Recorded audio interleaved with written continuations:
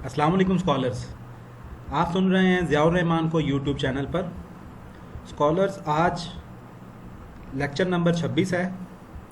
आज का हमारा टॉपिक है how to choose a research topic in MS, MPhil and PhD thesis, a matrix approach. आज हम आपको बेसिकली मैट्रिक्स अप्रोच के ज़रिए सिखाएंगे कि आप अपना रिसर्च का टॉपिक कैसे मुंतखब करें। इससे प्रीवियस लेक्चर, अगर आपने मैट्रिक्स अप्रोच को समझना है अपने रिसर्च टॉपिक को फाइनल करने के लिए, तो उसके लिए आपके लिए ज़रूरी है कि आप हमारे पिछले दो लेक्चर 24 और 25 को लाजमी साथ सुने।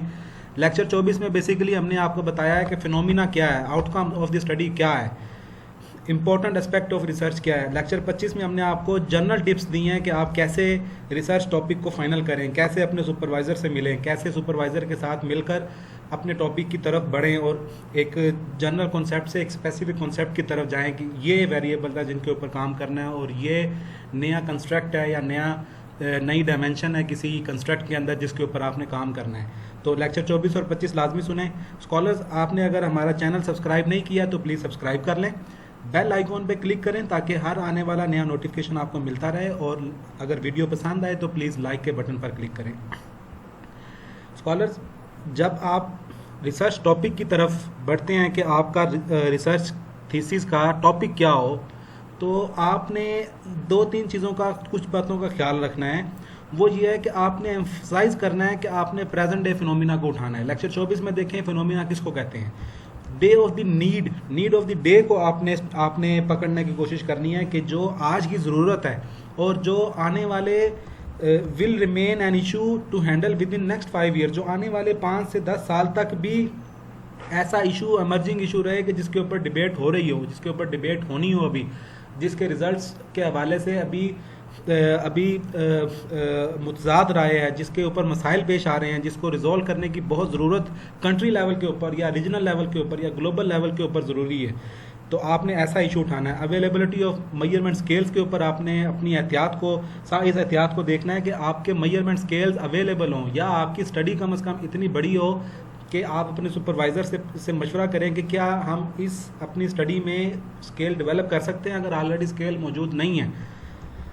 तो will remain an hot topic of the research और public debate, well known problem area और इंडस्ट्री आपने वो उठानी है जो हर ज़बान ज़्यादा आम हो। अब हम मैट्रिक्स अप्रोच की बात करते हैं, तो आपने माइक्रोसॉफ्ट एक्सेल में एक एनालिसिस शीट बनानी है। मैं आपको अपना एक्सपीरियंस शेयर करता हूं। तो मुझे मेरे सुपरवाइज़र ने कहा आपने किस टॉपिक पे काम करना चाहते हैं। मैंने उन्हें कहा जी मैं इकनॉमिक कॉरिडोर्स को देखना चाहता हूं। क्यों? क्योंकि आज के वक्त में ओबोर, वन बेल्ट वन रोड एक बहुत बड़ा इनिशिएटिव है चाइना का, जिसके ज़रिए आई थिंक के कोई 65 के करीब कंट्रीज इसके ऊपर ऑन बोर्ड हैं और दुनिया की सारी ट्रेड शिफ्ट होने वाली है ऑन बोर्ड के ऊपर। तो मैंने कहा जी मैं इकनॉमिक कॉरिडोर्स पे काम करना है। तो उन्होंने कहा आप इसके लिए 30 से 40 आर्टिकल्स जो आज तक पब्लिश हो चुके हैं लेटेस्ट ईयर्स में, पिछले 2 या 3 साल में, उनको उठाएं और उनको स्टडी करें। और उनको स्टडी करने का जो क्राइटेरिया उन्होंने मुझे बताया वो था कि आप कॉलम्स बना लें। कुछ कॉलम्स क्या हैं कि पहला तो है सीरियल नंबर, उसके बाद है टाइटल के बाद है ईयर कि किस ईयर में वो पब्लिश हुआ। सीरियल नंबर में आएगा कि जो आप आर्टिकल देख रहे हैं उसका सीरियल नंबर, ये अगर आप 30 देख रहे हैं, 40 देख रहे हैं, तो वो सीरियल के ऊपर आप उसको मेंशन कर लेंगे। टाइटल में उस रिसर्च पेपर का टाइटल, फिर जिस ईयर में वो पब्लिश हुआ, उसके बाद उसके ऑथर्स की लिस्ट के ऑथर्स क्या हैं, फिर वो जर्नल जिस जर्नल में वो पब्लिश हुआ। उसके बाद अब आपका बेसिकली मेन काम यहाँ से शुरू होगा कि आप सबसे पहले ये देखेंगे कि उस पेपर में जो आप देख रहे हैं अपने टॉपिक ऑफ इंटरेस्ट के हवाले से, उसका पर्पस क्या था, उसमें पर्पस के साथ उसका प्रॉब्लम स्टेटमेंट क्या था, रिसर्च गैप क्या थी। अगर आपको ये 3 चीज़ें नहीं मिल रही तो 2 चीज़ें लाजमी मिलेंगी, ठीक है। अगर 2 भी नहीं मिल रही तो आप देखें आपके लिए इंपॉर्टेंट क्या है, इन 3 चीज़ों में से देखना। तीनों भी अगर अवेलेबल हैं तो आप देखें आपके लिए इंपॉर्टेंट क्या है। तो आप मैंने जैसे अपने नीचे डिटेल में पर्पस, आप ये देखें पर्पस और प्रॉब्लम और गैप, इन तीनों को मैंने अलग अलग मेंशन किया। तो अगले कॉलम में आप देंगे कि वेरिएबल्स क्या थे उसने किन वेरिएबल्स के ऊपर काम किया। ये वेरिएबल्स मैंने लिखे हमें कि उसने HRD पे काम किया, इकोनॉमिक डेवलपमेंट पे काम किया, उसने थ्योरी कौन सी लगाई है, मैं देखूंगा उसका फ्रेमवर्क क्या था, मैं रिसर्च फ्रेमवर्क, फिर उसके बाद थ्योरी को देखूंगा उसने थ्योरी कौन सी लगाई है। तो थ्योरी उसने लगाई है ह्यूमन कैपिटल थ्योरी। अब एरिया ऑफ स्टडी उसका क्या था, उसका एरिया ऑफ स्टडी मैंने लिख लिया। फिर उसने कौन से रिसर्च क्वेश्चन या हाइपोथेसिस डेवलप किए जो उसने टेस्ट किए हैं। अगर उसकी क्वालिटेटिव स्टडी है तो उसने वो हाइपोथेसिस बनाने हैं। अगर उसकी क्वांटिटेटिव स्टडी है तो उसने वो हाइपोथेसिस डेवलप करके टेस्ट करने हैं। अब हाइपोथेसिस आ गए, पहले आपने क्या किया है, आपने serial number, title, year, author और जर्नल की डिटेल, ये तो जनरल डिटेल है जो कि हर पेपर में आपको अवेलेबल है, लेकिन टॉप के ऊपर पहले पेज पर ही अवेलेबल होती है। लेकिन जो अब आगे काम है, प्रॉब्लम, पर्पस और रिसर्च गैप, उसके बाद variables, framework, theory, hypothesis, methodology, ये चीज़ें हैं जो आपने ढूंढनी है आर्टिकल के अंदर। अब हर जर्नल का क्राइटेरिया थोड़ा मुख्तलिफ होता है, कहीं तो पहले चैप्टर को एक पेज पे ही कवर कर दिया जाता है और पहले चैप्टर में ही बेसिकली ये आपके पर्पस, प्रॉब्लम स्टेटमेंट और रिसर्च गैप वगैरह होते हैं। तो जब आप लिटरेचर रिव्यू का चैप्टर पढ़ते हैं तो उसमें आपके हाइपोथेसिस और आपके ये जो थर्ड चैप्टर में मेथोडोलॉजी के चैप्टर में आपकी थ्योरी आपकी होगी कि उसका फ्रेमवर्क क्या था, रिसर्च फ्रेमवर्क, सैंपल साइज क्या था, पॉपुलेशन क्या थी, रिसर्च मेथड क्या अडॉप्ट किया, डाटा कलेक्शन मेथड कौन सा अडॉप्ट किया। इनकी इतनी सिग्निफिकेंस नहीं है, लेकिन बाज़ औक़ात आपको अपने गैप में मेथोडोलॉजिकल गैप भी देना पड़ता है। आपका टॉपिक इतना अमर्जिंग है कि आपको मेथोडोलॉजिकल गैप देने की बहुत ज़रूरत है। तो उससे एग्जामिनर के ऊपर बहुत अच्छा इंप्रेशन जाता है। एग्जामिनर को ये पता चलता है कि इस स्टूडेंट ने अपने इस रिसर्च गैप को मेंशन करने के लिए बहुत डीपली जाके अपने इस फिनोमिना को स्टडी किया है, जो वो मेथोडोलॉजिकल गैप भी निकाल के लाया है। तो आप मेथोडोलॉजिकल गैप निकालने के लिए इस पोर्शन को भी लिखें।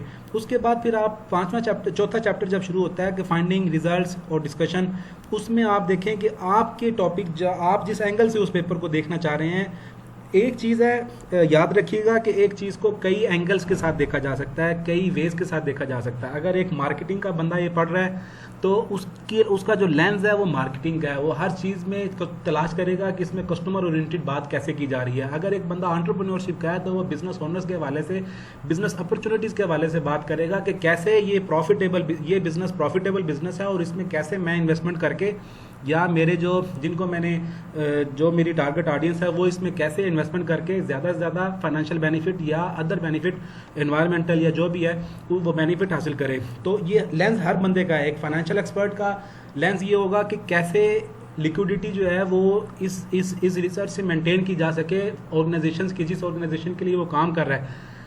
इसी तरह एचआर का बंदा ये देखेगा कि एम्प्लॉइज़ के कौन कौन से एस्पेक्ट्स, उसका बिहेवियर या एम्प्लॉय की टर्नओवर या एम्प्लॉय की परफॉर्मेंस, और उसके साथ ऑर्गेनाइजेशन के कौन सा रिवार्ड सिस्टम या परफॉर्मेंस के लिए क्या क्या किया जाए। वो हर स्पेशलाइजेशन का लेंस है, वो उस लेंस में से तलाश करेगा कि उसने ये डिस्कशन या कंक्लूजन में उसके हवाले से क्या बात की है, फाइंडिंग में उसकी लेंस के हवाले से कैसे उसने उसको लिखा है, या वो अपने लेंस के हवाले से, हो सकता है उसने पेपर एंटरप्रेन्योरशिप पे किया हो लेकिन आप उसको अपने लेंस के मुताबिक डालकर उसको मार्केटिंग के टूल में लाना चाह रहे हो, तो आप उसको फोल्ड करेंगे फिर अपनी टर्मिनोलॉजी और अपने वे ऑफ थिंकिंग के साथ।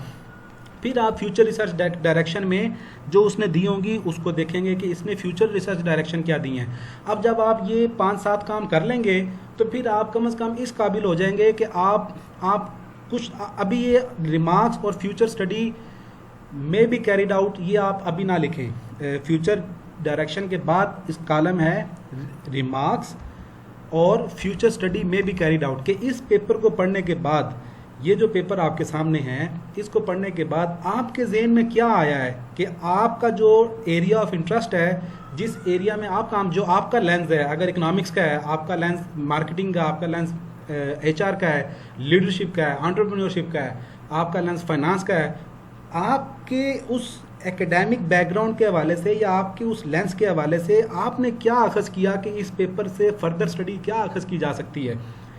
तो स्कॉलर्स, ये है एक मैट्रिक्स अप्रोच। इसके लिए आप कम से कम इनिशियल लेवल के ऊपर 30 एक आर्टिकल, ये दूसरा आर्टिकल, उसका जो मॉडल था वो भी मैंने यहाँ वेरिएबल्स में उसका मॉडल भी डाल दिया कि इसका ये मॉडल था, ताकि जब मैं इसका प्रिंट निकाल के अपने सामने रखूँगा तो मेरे सामने सिर्फ 10 से 15 पेजेस के ऊपर 40 से 50 पेपर्स की समरी होगी कि उसका क्या प्रॉब्लम था, क्या उसका रिसर्च गैप था, क्या उसके वेरिएबल्स थे, उसने क्या मेथोडोलॉजी लगाई, हाइपोथेसिस क्या थे, फाइंडिंग क्या दी, रिजल्ट्स क्या दिए, फ्यूचर डायरेक्शन क्या दी, और उससे मेरे एरिया ऑफ रिसर्च के हवाले से क्या आगे की डायरेक्शन निकलती है कि इसके ऊपर ये काम किया जाए। तो आप पहले लेवल के ऊपर ये 30 आर्टिकल्स को देखें और 30 आर्टिकल्स में आप सिर्फ फ्यूचर रिसर्च डायरेक्शन तक आप काम करें। जब आप 30 आर्टिकल्स पढ़ लेंगे तो फिर आपको समझ आना शुरू हो जाएगी कि बेसिकली आप क्या करना चाहेंगे, किस एरिया में आपको आगे जाना चाहिए। आपका दिमाग खुलना शुरू हो जाएगा। वो दिमाग जैसे ही खुलेगा तो आपको पता लग जाएगा कोई भी पेपर देखकर कि मेरे लिए इस पेपर के हवाले से आगे फ्यूचर की डायरेक्शन क्या है, मैं क्या इससे आगे फर्दर स्टडी कर सकता हूँ। फिर आप ये लास्ट वाला कॉलम रिमार्क्स, अपने रिमार्क्स बाद में मेंशन करें जब कम से कम आप 30 से 35 आर्टिकल्स पढ़ लें। और फिर आप देखें कि आपकी स्टडी के हवाले से जिस एरिया में आप जाना चाहते हैं उसके हवाले से इसमें क्या है कि आप इसी स्टडी को आगे बढ़ाएं या इस स्टडी से आपके लिए क्या निकलता है कि वो आप उसके ऊपर आगे काम कर सकें। तो पहले लेवल के ऊपर देखें सीरियल नंबर में आप 30 एक आर्टिकल, ये 3 है, 4 है, उसके बाद 5 है, ये आप 30 एक आर्टिकल जो हैं वो आप ये मैंने सारे अपने जिसके ऊपर मैंने काम किया इकोनॉमिक कॉरिडोर्स के ऊपर, इसको मैंने बनाया। तो पहले लेवल के ऊपर ही मैंने इसको तकरीबन कोई 60 एक आर्टिकल्स देखा। उस 60 आर्टिकल्स के देखने के बाद आप देखें जब मैंने 35 आर्टिकल्स पढ़ लिए तो फिर मुझे अंदाज़ा हुआ कि यार इस 35 आर्टिकल्स के बाद मुझे इस इकोनॉमिक कॉरिडोर्स के बाद गवर्नमेंट सेक्टर के मेगा प्रोजेक्ट्स को भी स्टडी करना चाहिए। फिर मैंने एक नई उसमें शीट पहला देखें, पहला क्या है कि मैं टॉपिक ऑफ इंटरेस्ट के ऊपर काम किया, लिटरेचर रिव्यू कर रहा हूँ with respect to topic of interest. Topic of interest क्या है, इकोनॉमिक कॉरिडोर्स, उसके मैंने 35 आर्टिकल स्टडी किया और उसकी मैंने ये डाटा शीट मैट्रिक्स शीट बना ली। जब 35 आर्टिकल्स की बना ली तो उसके बाद मुझे अंदाज़ा हुआ, मैंने फिर उसके रिमार्क्स वाले कॉलम में अपने रिमार्क्स दिए। किसी के ऊपर हो सकता है मेरे रिमार्क्स ना हो, मुझे इस काबिल नहीं लगा कि उससे मेरे लिए कोई डायरेक्शन निकलती हो या मेरे स्टडी के हवाले से वो इतना अहम हो। तो जहाँ रिमार्क्स थे वहाँ मैंने अपने रिमार्क्स मेंशन किए कि इस स्टडी में मेरे लिए ये गुंजाइश निकलती है कि मैं आगे, जो इंतहाई अहम बात थी उसको मैंने इस कॉलम में बोल्ड किया हुआ है। आप देखें कुछ चीज़ें अनबोल्ड हैं और कुछ चीज़ें बोल्ड हैं। जो बोल्ड हैं वो मेरे स्टडी के हवाले से बहुत ज़्यादा अहम है, जिसके ऊपर मुझे आगे जाना चाहिए। मुझे यहाँ से ये पता चला। तो 35 आर्टिकल्स के बाद मुझे पता चला कि मुझे इकोनॉमिक कॉरिडोर्स को स्टडी करने के लिए गवर्नमेंट सेक्टर के मेगा प्रोजेक्ट्स को भी स्टडी करना है। फिर मैंने उसके आर्टिकल्स निकाले, उसके आर्टिकल्स को निकाल कर मैंने स्टडी किया, उसकी भी मैट्रिक शीट बनाई, 10 आर्टिकल देखे। उसके बाद मुझे पता चला कि मैं तो बेसिकली एंटरप्रेन्योरशिप का बंदा हूँ या मुझे इनोवेशन के ऊपर काम करना है कि इनोवेशन क्या है। तो इनोवेशन के फिर मैंने आर्टिकल निकाले और उसकी भी मैंने इसी तरह मैट्रिक शीट बनाई। तो इसके बाद 13 आर्टिकल्स मैंने इसके स्टडी किए इनोवेशन के। तो आप भी इसी तरह बढ़ें, अपने ब्रॉडर एरिया ऑफ इंटरेस्ट को लेकर आगे चलें। उसमें से फिर जब आप problem statement, purpose, research gap, variables, framework, theory, hypothesis, methodology, finding और रिजल्ट्स और डिस्कशन, कंक्लूजन, मेन कंट्रीब्यूशन, फिर फ्यूचर डायरेक्शन, ये आप जब निकाल लेंगे उसके बाद फिर आप 30 आर्टिकल्स के ऊपर ये डाटा शीट बनाएं फ्यूचर रिसर्च डायरेक्शन तक। जब आप 30 आर्टिकल्स पढ़ लेंगे तो फिर आपको समझ आना शुरू हो जाएगी कि बेसिकली आपके रिमार्क्स क्या हैं, ये स्टडी आपके एरिया ऑफ इंटरेस्ट में से के लिए इस स्टडी में से क्या निकलता है। तो फिर आपको साथ साथ ये भी समझ आना शुरू हो जाएगी कि इस स्टडी के साथ साथ मुझे और कौन से दूसरे एरियाज़ जो क्रॉस डिसिप्लिनरी एरियाज़ हैं, जैसे मैं इकोनॉमिक कॉरिडोर्स को स्टडी कर रहा था तो मुझे पता चला कि इकोनॉमिक कॉरिडोर्स के साथ मुझे गवर्नमेंट सेक्टर के मेगा प्रोजेक्ट के ऊपर काम देखना है, फिर एंटरप्रेन्योरशिप को देखना है। ये इस तरह से सारा काम है और ये इंतहाई इजी है। आप सिर्फ ये मैट्रिक्स शीट बनाएं और 30 आर्टिकल्स लेटेस्ट 2 से 3 सालों में, जो पिछले 2 से 3 सालों में आए हैं, उनको आप स्टडी करना शुरू करें और जो आपको मिले वो आप जो चीज़ आपको मिलती जाए वो आप इन कॉलम्स में रखते जाएं, इन कॉलम्स में कॉपी पेस्ट करते जाएं। फिर आप इसका प्रिंट निकाल के इसको पढ़ें, इसके ऊपर अपने नोट्स लगाएं, इसके ऊपर अपने हैंड राइटिंग से लिखें कि ये मैंने देखा है, इसमें ये मेरा ये उसमें जो भी आपको समझ आती है आप अपनी समझ और बूझ के मुताबिक उसके ऊपर लिखना शुरू करें। और फिर आप यहाँ नोट्स बनाते जाएं रिमार्क्स के कॉलम में कि आपके लिए इस रिसर्च में से क्या निकलता है। तो ये एक तरीका है स्कॉलर्स। इसके साथ आप हमारा नेक्स्ट लेक्चर देखें।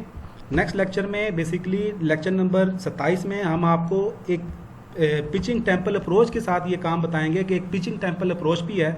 जैसे इस लेक्चर में हमने मैट्रिक्स अप्रोच को देखा है, नेक्स्ट लेक्चर में आपको एक पिचिंग टेम्पल अप्रोच बताएंगे जो प्रोफेसर RW फफ ने 2015 में बेसिकली इशू की थी, और बहुत सारे लोग इस टेम्पल अप्रोच को यूज़ करते हुए बहुत बड़े बड़े इम्पैक्ट फैक्टर में जर्नल अपने रिसर्च आर्टिकल्स पब्लिश करवा चुके हैं और अपना एरिया ऑफ रिसर्च थीसिस के हवाले से फाइनल कर चुके हैं। तो आप नेक्स्ट लेक्चर देखें। स्कॉलर्स, अगर आपने हमारा चैनल सब्सक्राइब नहीं किया तो प्लीज़ सब्सक्राइब करें। बहुत शुक्रिया। अल्लाह हाफिज़।